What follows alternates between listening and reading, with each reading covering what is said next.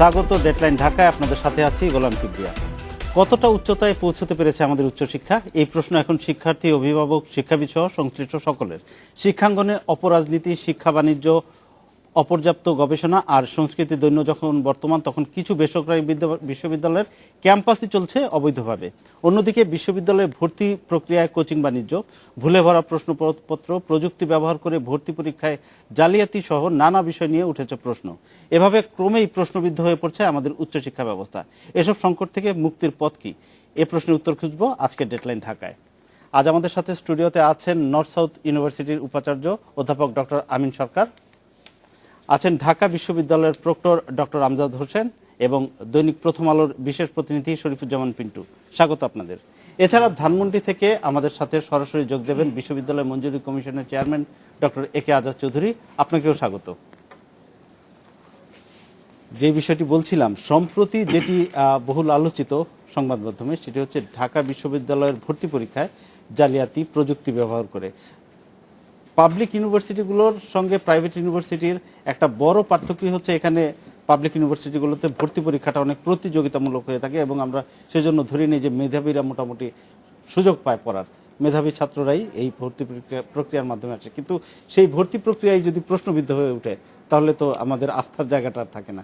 এই জালিয়াতি বন্ধে আপনারা কি ব্যবস্থা নিয়েছেন?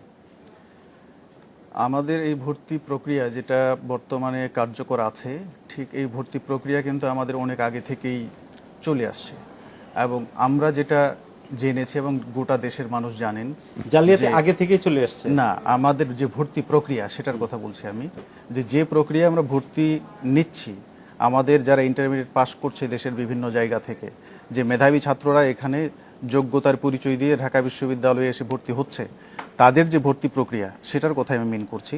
যে আমাদের যে ভর্তি প্রক্রিয়া, সেই প্রক্রিয়াটি আমি মনে করি যে সেটি হচ্ছে যথাযথ একটি প্রক্রিয়া। তবে যারা জালিয়াত চক্র, এরা অতীতেও ছিল, এখনও আছে, হয়তো ভবিষ্যতেও থাকবে। এটা কেন? যেমন জালিয়াতির ধরন পাল্টাচ্ছে। যেমন আমি যদি ধরি যে আমি যখন ভর্তি পরীক্ষা দিয়েছিলাম সেখানে, তখন জালিয়াতি যেরকমটি হতো আমাদের জানা মতে, যেটা আমরা জেনেছি, সেটা হচ্ছে এরকম যে একজন আরেকজনের পক্ষে পরীক্ষা দেওয়ার যে বিষয়টি, অথবা পাশের আরেকজনের দেখে পরীক্ষা দেওয়ার যে টেন্ডেন্সি, সেটি তখন ছিল। বর্তমানে যতই দিন যাচ্ছে আমাদের যে ভর্তি প্রক্রিয়া সেটা যেমন চেঞ্জ হচ্ছে, এটার পাশাপাশি তারাও কিন্তু তাদের যে জালিয়াতি করার যে প্রক্রিয়া সেটাও তারা চেঞ্জ করছে। এখন এই ডিজিটাল যুগে তারা ডিজিটাল জালিয়াতির দিকে যাচ্ছে। এখন বন্ধে আপনারা কি ব্যবস্থা? হ্যাঁ, এটা বন্ধের জন্য আমরা যেটা করেছি সেটা হচ্ছে যাদেরকে আটক করছি তাদের কাছ থেকে অনেক তথ্য আমরা পাচ্ছি। আমাদের নিজস্ব কিছু ব্যক্তি আছেন যে যাদের মাধ্যমে আমরা খবরগুলো পাচ্ছি। তারপরে আরও বিভিন্ন সংস্থা আছে, যে সংস্থার ব্যক্তিদের কাছ থেকে আমরা তথ্যগুলো নিয়ে ওইসব জালিয়াত চক্রকে আমরা আটকানোর চেষ্টা করছি। এটা হচ্ছে একটা দিক। আরেকটা দিক হচ্ছে অন্যদিকে, যে আমাদের যে পরীক্ষার ধরন, সেই ধরন অনুযায়ী আমরা যে স্বভাবতই যেহেতু ছাত্র সংখ্যা বা ভর্তি পরীক্ষার্থী অনেক বেশি থাকে, সেই জন্য আমাদের ক্যাম্পাসের বাইরে অন্যান্য সেন্টারগুলোতে পরীক্ষা নিতে হয়।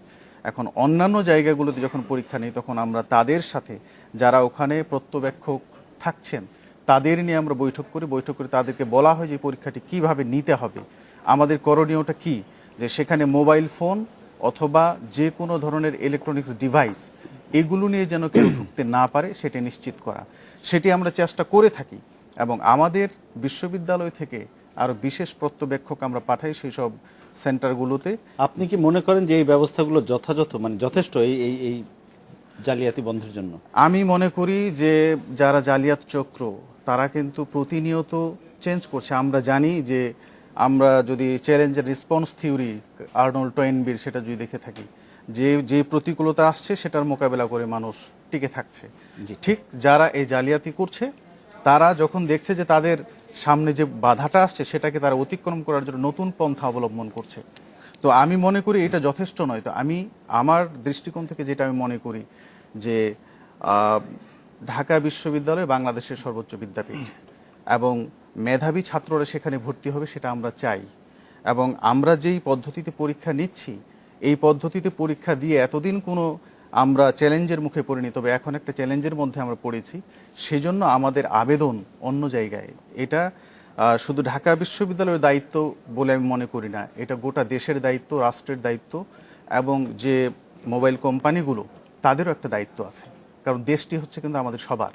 সেই জন্য আমাদের সন্তানেরা যেন ঠিকভাবে ভালোভাবে, যারা মেধাবী তারা যেন ভর্তি হতে পারে। অবশ্যই। আমি সেই জন্যই SMS বন্ধের যদি কোনো একটা ব্যবস্থা করা এসএমএস যায়, বন্ধ, SMS জ্যাম করার, যে অন্ততপক্ষে যেই সময়টি পরীক্ষা হয় 1 ঘন্টা সময় যদি সারা দেশে এসএমএস না না সারা দেশে না, যেখানে পরীক্ষাগুলো হয়, বিশেষ করে যেই কলেজগুলো, যে সেন্টারগুলো আমাদের আপনাদের জন্য পক্ষ থেকে কোনো vulnerable। আবেদন জানিয়েছেন? কোনো আমাদের অনুরোধ? পক্ষ থেকে আমরা গতবারে আবেদন জানিয়েছিলাম, কিন্তু মোবাইল কোম্পানিগুলো সেটা আচ্ছা, আমরা এই ব্যাপারে আরো আলোচনা করবো, আপনার কাছে আসবো। আমি যাচ্ছি ডক্টর আমিন সরকারের কাছে।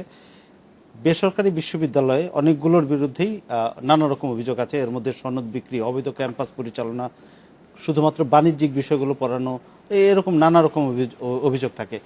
এখন বিশ্ববিদ্যালয় যদি অনিয়ম করে, তাহলে আমাদের উচ্চশিক্ষার মান উন্নয়ন হবে কিভাবে? এটা একটা খুবই গুরুত্বপূর্ণ প্রশ্ন করেছেন আপনি, আপনাকে অনেক ধন্যবাদ। আমি কর্তৃপক্ষকে আমাকে এই প্রোগ্রামে আমন্ত্রণের জন্য ধন্যবাদ জানাচ্ছি। তো আমার জানা মতে সব বিশ্ববিদ্যালয়ে যে এই ধরনের ক্রিয়াকর্ম হয়ে থাকে, আমার মনে হয় না, সেটা সবগুলো না, বোধহয় ঠিক অনেকগুলোর না। বিরুদ্ধে অভিযোগ হ্যাঁ, আছে, এবং তো এটা ইউজিসি সম্প্রতি একটা বিজ্ঞপ্তিও প্রকাশ জি করেছে জি নাম দিয়ে। জি যাদের জি বিরুদ্ধে তো আমি যতটা জানি যে নর্থ সাউথ ইউনিভার্সিটি এবং অন্যান্য কিছু ইউনিভার্সিটি, যেমন ধরেন ইস্ট ওয়েস্ট ইউনিভার্সিটি বা ব্র্যাক ইউনিভার্সিটি বা ইন্ডিপেন্ডেন্ট ইউনিভার্সিটি অফ বাংলাদেশ, এই ইউনিভার্সিটিগুলোতে এরা অনেকটা এই ধরনের মানে অভিযোগের একটু বাইরে। তবে কিছু কিছু উদাহরণ থাকতে পারে, সেটা অসম্ভব না। আমরা তো যে জিনিসটা দেখে আসছি সেটা আমাদের সমাজেরই প্রতিফলন, কি বিশ্ববিদ্যালয় হোক, কি আপনার সরকারি কোনো প্রতিষ্ঠানে হোক বা বেসরকারি প্রতিষ্ঠানে হোক, এই জিনিসটা একটা সামগ্রিক সামাজিক অবক্ষয়ের একটা এই যে symptom কিছু বলতে পারেন। বিশ্ববিদ্যালয়ের বিরুদ্ধে যে অভিযোগ আসছে অনেকগুলোর বিরুদ্ধে, সেগুলো কি মান সম্পন্ন যারা যারা অপেক্ষাকৃত কম এইসব দুর্নীতি করে, তাদের সুনাম ক্ষুণ্ণ হচ্ছে না? আপনারা তাহলে যেগুলো আপনারা বলছেন, আপনি কয়েকটা ইউনিভার্সিটির নাম বললেন, তাদের কি কোনো দায়িত্ব নেই ইউজিসির কাছে আবেদন করা বা কিছু করার? আপনি খুবই ভালো প্রশ্ন করেছেন। তো অন্যান্য বিশ্ববিদ্যালয়ে আমাদের এখানে ৭৯টি প্রাইভেট বিশ্ববিদ্যালয় আছে। তো এই ৭৯টির মধ্যে আপনার আমি যে কটার নাম বললাম, এগুলোর নামই আমি আমার জানা মতে ভালো বলে আমি মনে করি বাংলাদেশে। আমি আরেকটা কথা বলে রাখা দরকার যে বাংলাদেশে আমি অনেক দিন পরে, ৩৩ বছর পরে আমি বিদেশ থেকে এসেছি, আমেরিকা থেকে। আমার মাত্র 14 মাস হলো, তো এখনও আমার শিখতে জানতে একটু সময় লাগছে। তবে বাকি বিশ্ববিদ্যালয়গুলোর অনেকগুলোর নামও আমার জানা নেই, এবং যেগুলো আছে আমার জানা মতে আমাদের সরকারি কর্তৃপক্ষ, বিশেষ করে ইউনিভার্সিটি গ্র্যান্টস কমিশন, ওনারা তো এর মধ্যে অনেকগুলো বিশ্ববিদ্যালয়কে ওনারা আমরা দেখেছি বিজ্ঞপ্তি দিয়েছে। আমি একটু শরীফুজ্জামান পিন্টুর কাছ থেকে সুতরাং কাজ তো হচ্ছে, প্রতিহত তো করা হচ্ছে। সেই বিষয়ে প্রিন্টুর কাছে যাচ্ছে। আমরা দেখেছি যে পত্রিকায় বিজ্ঞপ্তি প্রকাশ করে কতগুলো বিশ্ববিদ্যালয়ের নাম তুলে দিয়েছে বিশ্ববিদ্যালয় মঞ্জুরি কমিশন কর্তৃপক্ষ। আপনি কি মনে করেন যে এই নাম ছাপিয়ে দেয় যথেষ্ট, বা আরেকটু যদি প্রশ্নটা আরেকটু স্পেসিফিক করি, সেটা হচ্ছে এই বিশ্ববিদ্যালয়গুলো তদারকিতে আমাদের ইউনিভার্সিটি গ্র্যান্টস কমিশন কতটা পারদর্শিতার পরিচয় দিচ্ছে? না, এই যে তালিকা প্রকাশ, এটা কিন্তু নতুন না, তবে এবার আলোচনাটা একটু বেশি হয়েছে। কারণটা হচ্ছে যে ট্রান্সপারেন্সি ইন্টারন্যাশনাল বাংলাদেশ প্রথমে একটা তারা প্রতিবেদন প্রকাশ করেছিল, সেটা শিক্ষা মন্ত্রণালয়, ইউজিসি এরা এটার এক ধরনের প্রতিবাদ করেছিল। কিন্তু এক পর্যায়ে তর্ক বিতর্ক, যুক্তি পাল্টা যুক্তির এক পর্যায়ে এসে যখন দেখলো ইউজিসি যে আসলে আর এটাকে সামাল দেওয়া সম্ভব নয়, তখন একটি তালিকা প্রকাশ করা হয়েছে। এবং এটা বলা যায় যে একটা খুবই আংশিক একটা তালিকা, এবং এটা মানে যে এটা যে স্রেফ আইওয়াসও বলা যেতে পারে, কারণ এ ধরনের প্রতিষ্ঠান আপনি যদি বলেন যে 12টা বিশ্ববিদ্যালয় 79টার মধ্যে আমরা হাতে গোনা বলতে পারি 9টা 10টা 11টা 12টা, তারপরে কিন্তু আর যাওয়ার কোনো সুযোগ নেই যে গুণগত মানসম্পন্ন বিশ্ববিদ্যালয়। এমনকি মাননীয় উপাচার্য বসে আছেন নর্থ সাউথ ইউনিভার্সিটির, উনার বিশ্ববিদ্যালয়ের সম্পর্কেও কিন্তু আমরা প্রচুর অভিযোগ আমাদের কাছে আছে, তারপরেও কিন্তু এটা একটা স্ট্যান্ডার্ডটা মোটামুটি মানসম্মত, আমাদের দেশের প্রেক্ষাপটে এটা অনেক ভালো। তো এই 12টা বিশ্ববিদ্যালয়ের যে 48টা শাখার কথা বলা হয়েছে, আপনি যদি শুধু দারুল ইহসান বিশ্ববিদ্যালয়ের দেখেন, সেখানে 140টা শাখা অবৈধ সারা বাংলাদেশে, এবং এগুলো চলছে কিভাবে চলছে, হাইকোর্টে মামলা করে। এবং বেসরকারি বিশ্ববিদ্যালয়ের ক্ষেত্রে একটা এই সময়ের সবচেয়ে এটা বলা যায় যে বিস্ফোরা, সেটা হচ্ছে যে যে কেউ অন্যায় করে চলে যাচ্ছে হাইকোর্টে, এবং হাইকোর্টে একটা স্টে অর্ডার দিয়ে দিচ্ছে। এমনকি সরকার যদি এটা বন্ধ করে দেয়, সেই বন্ধ করা বিশ্ববিদ্যালয়েও হাইকোর্টে গিয়ে সে শুধু নিজে চলছে না, সে আরো 8, 10টা 20টা শাখা খুলছে। শুধু শাখা খুলছে না, এই শাখাগুলো কিন্তু আবার বিক্রি করছে। আবার এই বিশ্ববিদ্যালয়ের পরিচালনা পরিষদের সদস্য পদ কিন্তু আবার কোটি টাকায় বিক্রি হয়। তো সব মিলায় বেসরকারি বিশ্ববিদ্যালয় এখন একটা বলা যায় যে সমস্যার স্তূপের মধ্যে পড়ে গেছে। আমাদের সঙ্গে সংযুক্ত আছেন বিশ্ববিদ্যালয় মঞ্জুরি কমিশনের চেয়ারম্যান, আমি একটু যাচ্ছি তার কাছে এই প্রসঙ্গে প্রশ্ন করতে। এতক্ষণ আলোচনা হচ্ছিল বেসরকারি বিশ্ববিদ্যালয়ের নানা দিক নিয়ে। আমরা জানি যে বেশ কিছু বিশ্ববিদ্যালয়, বেসরকারি বিশ্ববিদ্যালয় ঢাকার বাইরে এবং বিভিন্ন অঞ্চলে অবৈধভাবে শাখা পরিচালনা করছে। এছাড়াও অনেক রকম অভিযোগ আছে। আপনারা ইউনিভার্সিটি গ্রান্টস কমিশনের পক্ষ থেকে একটা বিজ্ঞপ্তিও প্রকাশ করেছেন। তো আপনি কি মনে করেন যে এই বিদ্যমান আইন দিয়ে, ইউজিসির যে আইনটি আছে সেটি দিয়ে এগুলো তদারকি করা সম্ভব, নাকি আইনটা পরিবর্তন করা দরকার?